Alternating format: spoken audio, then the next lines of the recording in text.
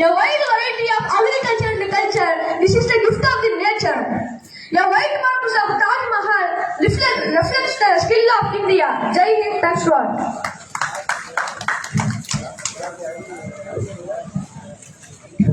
அருமையான முறையில் ஆங்கில ஸ்பீச் கொடுத்த சகோதரருக்கு நன்றி. அடுத்ததாக ரம்யா விஸ்மானந்த அரபியின் கல்லூரியின் பேராசிரியர் அப்துரஹ்மான் அவர்கள் சிறப்புரையாற்றுவார்கள்.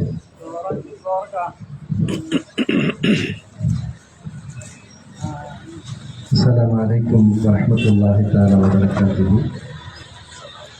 الحمد لله وكفى وعلى عباده الذين اصطفى أما بعد فقد قال الله تعالى في القرآن العظيم بفضل بسم الله الرحمن الرحيم إن حكمت بينهم فاحكم بالقسط إن الله يحب المقسطين. எல்லா புகழும் இறைவன் ஒருவருக்கு. பொறுமையாக போங்க, தண்ணி தெரிக்கும், பொறுமையாக போங்க. நமது இந்திய தேசம் 77வது குடியரசு தின விழாவினுடைய வாழ்த்துக்களோடு தொடங்குகிறேன். வாழ்த்துக்கள் கூறுவதற்கும் இந்த விழா கொண்டாடப்படுவதற்கும் மிகவும் தகுதி பெற்ற முக்கியமான ஒரு நாள் என்றுதான் சொல்ல வேண்டும். ஏனென்றால் மரியாதைக்குரிய சகோதரர் அவர்கள் தொடங்கியதைப் போல சுதந்திர தின விழா என்பது எவ்வளவு முக்கியமோ அதைவிட ஒருபடி முக்கியமானது இந்த குடியரசு தின விழா.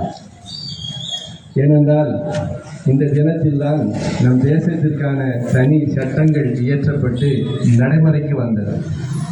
1950 ஜனவரி 26 தான் இது ஜனநாயக நாடு மக்களாட்சி என்று முடிவு செய்யப்பட்டது.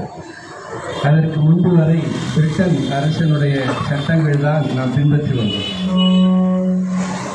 ஏன் இந்த தினத்தை நாம் பெரிதாக விமர்சையாக கொண்டாட வேண்டும் என்று சொன்னால், அன்பானவர்களே, இந்த தினத்தில் தான் நமக்கான பேச்சுரிமை, கருத்துரிமை, எழுத்துரிமை, சமய உரிமை, எல்லா உரிமைகளும் முடிவு செய்யப்பட்டது இந்த தினத்தில் தான்.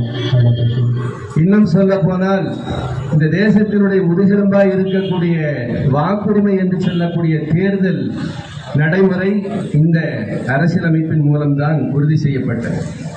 இதுவெல்லாம் இந்த தேசத்தின் அரசியல் அமைப்பு நமக்கு தந்திருக்கக்கூடிய கொடை என்றால் இந்த தினத்தை நிச்சயமாக கொண்டாட வேண்டும். யோசித்து பாருங்கள், 5 ஆண்டுகளுக்கு ஒரு முறை நாம் நினைத்த மக்களின் மீது அக்கறை உள்ள அரசை கொண்டு வர முடிகிறதா?